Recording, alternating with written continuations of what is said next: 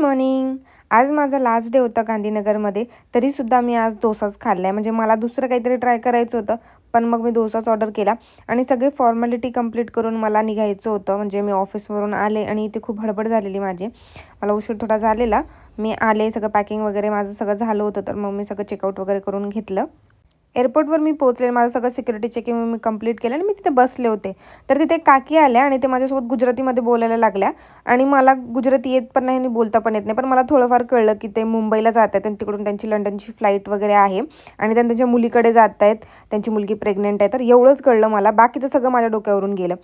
जेव्हा मी flight board करायला घेतलेलं तेव्हा मला असं झालं की माझ्या एका कानामध्ये हेडफोन होते की आत्ता नाही आहे. मला असं वाटलं की ते हरवलं आहे आणि मी फक्त फोन केसमध्ये चेक केलं आणि तिथे कुठे आजूबाजूला पडलं आहे का चेक केलं. फोन केसमध्ये फक्त एकच हेडफोन होतं आणि नंतर मी जेव्हा रूमवर आले आणि तेव्हा मी बॅग चेक केली, तिथे एका पॉकेटमध्ये ते पडलं होतं आणि उगाच टेन्शन कसं घ्यायचं नाही, हे माझ्याकडनं शिकायला पाहिजे.